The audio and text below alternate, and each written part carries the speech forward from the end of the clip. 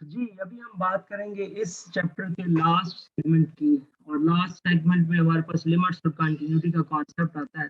सबसे पहले देखिएगा, लिमिट्स ऑफ फंक्शंस क्या होती हैं, फंक्शंस की लिमिट्स क्या हैं, इसके ऊपर पहले बात करेंगे, फिर कंटिन्यूटी की जानिब जाएंगे और ये हमारा इस चैप्टर का क्लोज अप होगा।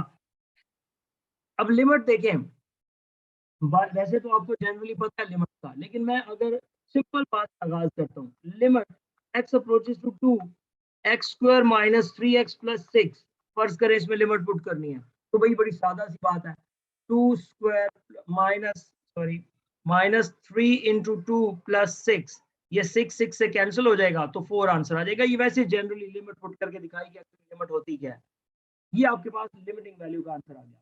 बट आप इसको टेक्निकली देखें, मैं आपको इस सेंस में ये चीजें दिखाता हूँ। Limit x approaches to zero अगर आपने देखनी है और आप इसका आंसर बताना चाहते हैं, limit x approaches to zero, तो आपने देखना है कि let's say that e raise to power 1 over x का आंसर क्या होगा। अगर बल्कि चले इससे भी पहले एक कॉन्सेप्ट कर लेते हैं, 1 ओवर एक्स का आंसर क्या होगा, आपने जीरो पुट करना है। आपको याद होगा अब्दुल रहमान, आज हमने जब डोमेन की बात की तो पहली 1 ओवर एक्स वैल्यू दी थी, तो क्या जवाब आता है अगर मैं जीरो पुट कर देता हूं तो।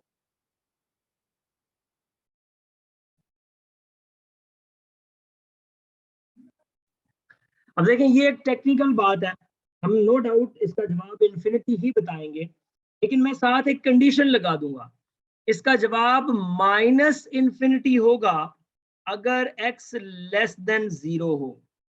इसका answer limit x to zero 1 over x का आंसर प्लस इंफिनिटी होगा अगर आपके पास x ग्रेटर देन जीरो हो।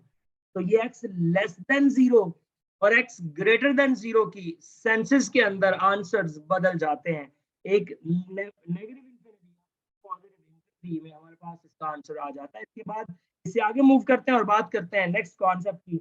अगर मैं बात करूं limit x approaches to zero और 1 ओवर, अब यहाँ पे मैं कहता हूँ x raise to power p और मैं इसका जवाब बता देता हूँ कि आंसर जीरो है, तो अब यहाँ पे पी यानी कि उसकी जो पावर है इसको क्या होना चाहिए। अब ऐसी सूरत में मैं ये कहूंगा कि पी नेगेटिव होगा, क्योंकि अगर आंसर जीरो है तो उसका मतलब है ये ऊपर होना चाहिए, और अगर ये ऊपर होना चाहिए तो नीचे अगर नेगेटिव आएगी पावर तो ऊपर जाके पॉजिटिव होगी। मिसाल के तौर पे अगर लिखा हुआ है limit x approaches to zero 1 over x raise to power minus two, तो एक्चुअली इससे मुराद है limit x approaches to zero x square, ये ऊपर लेके गए, अब इसमें पुट करेंगे तो जवाब जीरो आएगा, और अगर वो नीचे पॉजिटिव होगा तो फिर तो इसका जवाब इंफिनिटी ही बनेगा।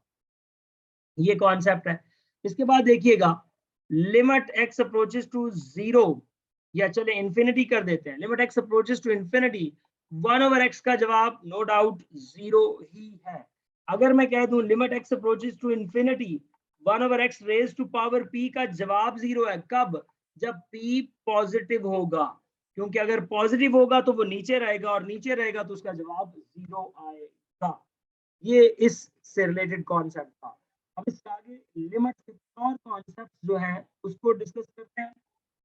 जी, अब आपको पता है एक बड़ा सादा सा फॉर्मूला जो आपने बहुत ज्यादा पढ़ा, limit n approaches to infinity 1 plus 1 over n raise to power n is equals to small e, या आप इसकी जगह पे ये भी लिख सकते हैं limit x approaches to zero या n approaches to zero 1 plus x raise to power 1 over x भी स्मॉल ई के इक्वल होता है, और ई यहाँ पे नंबर है जिसकी वैल्यू 2.71 समथिंग होती है।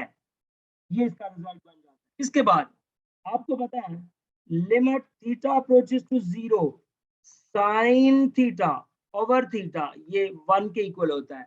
इवन देन आप ये भी कह सकते हैं limit theta approaches to zero theta over sine theta भी 1 के इक्वल होता है। ये रिजल्ट है। इसमें होता है कि जो एंगल में आए अगर वही डिनोमिनेटर में आ जाए, या जो न्यूमरेटर में हो वही डिनोमिनेटर में एंगल में हो, तो आंसर है। के बाद आपको पता है limit x approaches to zero a raise to power x minus 1 over x, इसका जवाब नेचुरल लॉग ऑफ ए होता है। और अगर मैं इस ए की जगह पे एक पर्टिकुलर कांस्टेंट ई को मुतारफ करवा दूं, e raise to power x minus 1 over x, तो इसका जवाब नेचुरल लॉग ऑफ ई होता है, जिसको हम 1 कहते हैं। तो लिहाजा इसका ओवरऑल आंसर 1 हो जाता है। ये लिमिट से रिलेटेड कुछ टेक्निकल कॉन्सेप्ट्स थे, और अब हम बात करते हैं कॉन्टिन्यूटी की। कॉन्टिन्यूटी ऑफ द फंक्शन क्या होती है?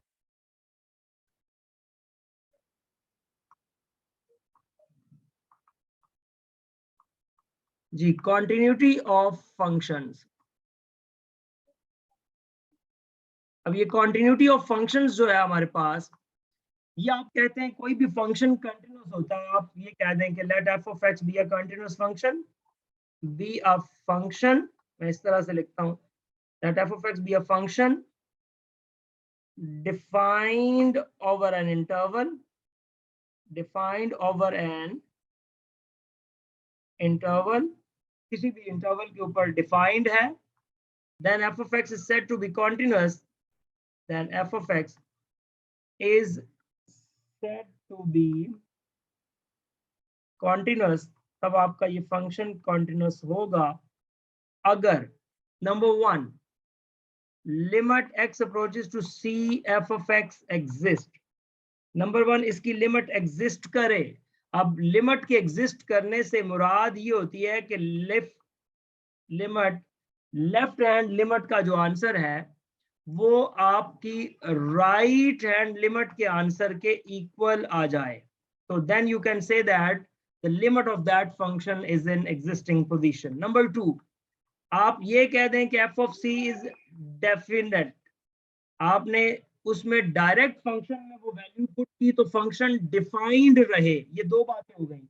और तीसरी बात ये होती है कि आपकी जो लिमिटिंग वैल्यू का आंसर है एफ ऑफ एक्स का, वो इक्वल आ जाए इस एग्जैक्ट वैल्यू के आंसर के।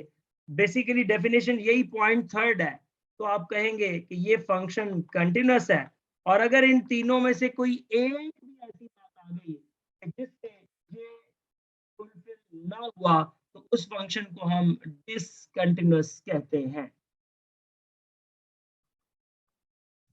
उस फंक्शन को हम डिसकंटिन्यूअस कहते हैं। जी, यहाँ सवाल आप लोग,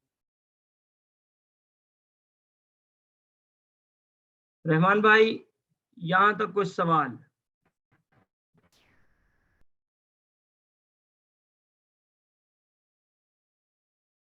एनी क्वेश्चन? कोई सवाल? कोई सवाल नहीं है। चलें जी, ये कंटिन्यूटी और ये आपका फर्स्ट चैप्टर हम डेरिवेटिव और आप काम कर सकें, और इंशाल्लाह बाकी के जो 4 चैप्टर्स है वो अगले 2 दिनों में हम खत्म करेंगे।